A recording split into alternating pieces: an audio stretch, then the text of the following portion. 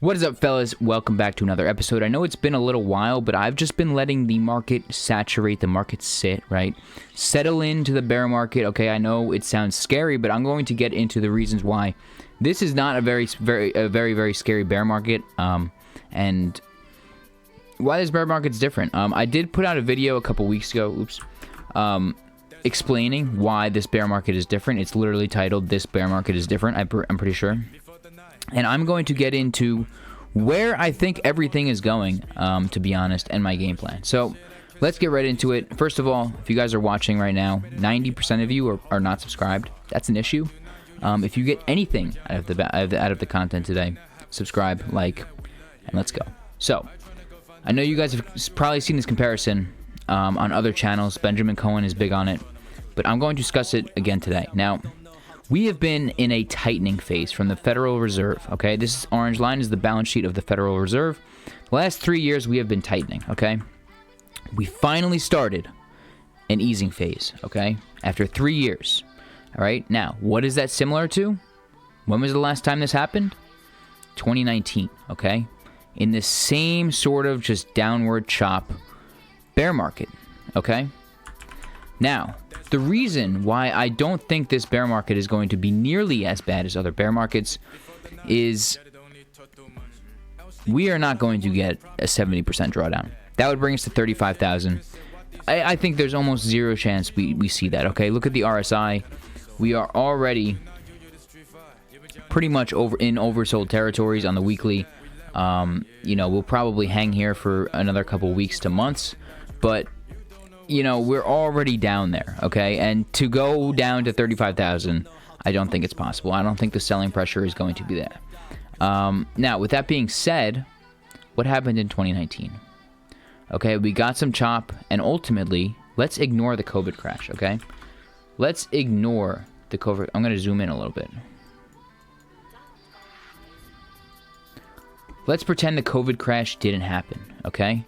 And we went like this, we went sideways, and we went up. That probably would have been the scenario. Maybe we even just went up like this, right?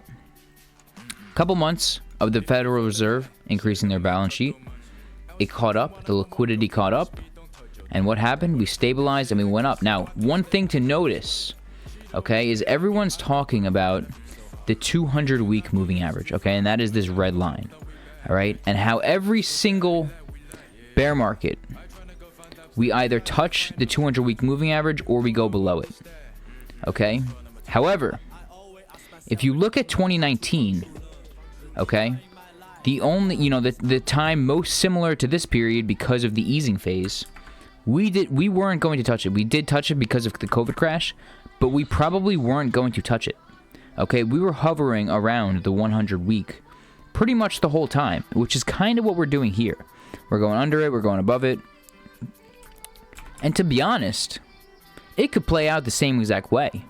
We could spend the next couple months around this 200-week moving average, and we don't even see this line until it catches up. Right? That could be 80,000. So, to be honest, everyone's waiting for, Bitcoin 50,000, 55,000, 60,000. I don't know if we're going to see that, guys. I really don't. And to be honest, you know, we are already down from the highs 36%. Is that enough? Maybe. Maybe we go into the 70s and we have a 50% pullback, but to be honest, what's the difference between a 36% pullback and a 50% pullback? Not much.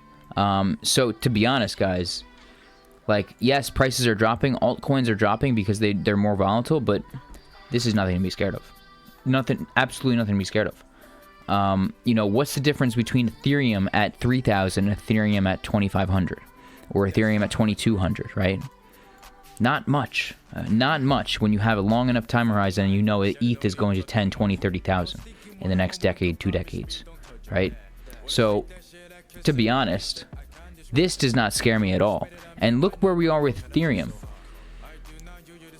Last cycle for Ethereum, we went slightly below the 200-week, as I said before. We're already pretty much at the 200-week. The 200-week is at 2,500. We're sitting at 2,700. You guys should be loading up.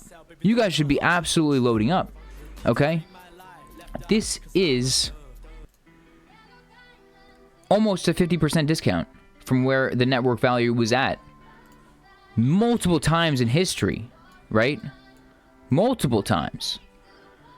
So, I mean, I'm looking at these prices and I'm just buying and buying and buying. Now, for altcoins, right, they might get devalued a little bit more just because they're more volatile. But, I mean, the same rules apply, right? Solana. Let's turn on where the 200-week moving average is on Solana. It's right here at 105. We're pretty much at it. And yes, we could go below it. We probably will go below it.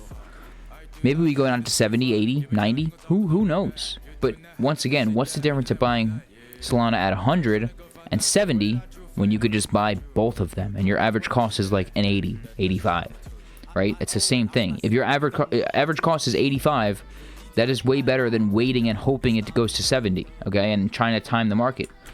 I'm telling you guys, these are good prices. These are good prices on any asset. We all know it, okay? And once, like I said, the Federal Reserve ramps up their liquidity injecting and their money printing, look, this balance sheet, you already see it. It's going to creep up. It's going to creep up. And, you know, if we get a pullback in the S&P, maybe that's the catalyst we need to go a lot higher. But you guys should be loading up. You guys really should be loading up. The only thing that concerns me, to be honest, is the S&P just keep ripping. But we did see a recent pullback. So, you know, hopefully, usually when the S&P tops out, it's a pretty sideways top until it just loses momentum. So, you know, maybe we see it at the 200 week, but this is the 200 day. But yeah, I mean, maybe we see it closer to 6,000. But I think we need weakness in the S&P first, and then the Fed will start money printing more and injecting money into the economy, and Bitcoin will go back up. So, look, I know it's scary, guys. I know everyone's telling you to sell because we're in a bear market. This is not a normal bear market, okay? This is not, us having to, you know, everyone capitulating because retail bought the top, right? Retail didn't buy this top, right? There was no retail interest. So when retail doesn't buy the top, retail doesn't sell and capitulate over here and over here, right? And over here, right? They're not capitulating. The people selling are just like the people that are left that are just idiots, right? That's why we haven't really seen crazy aggressive, you know, downturns yet. And, you know, to be honest, every single time we do absorb it pretty well. And we bounce back up to 85 or 90, whatever it is. You know, the institutions are buying. That's what matters. So, that's pretty much all I got for this video. I am buying every single day. I still buy $100 a day every single day. Every single day, no matter what. Every single day. Mostly into Bitcoin. I'm trying to build my Bitcoin position. I'm trying to build a cash position as well. But I'm going to use that cash to dollar cost average into Solana and dollar cost average into Ethereum.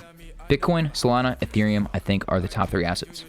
I think it's not even a question. I do like XRP, but not as much as I like Solana. The banks like XRP more than I do. But I think Bitcoin, Ethereum, Solana. Can't go wrong. Don't worry, guys. I do still like Sui. I have my Sui bag. I really like Sui DeFi.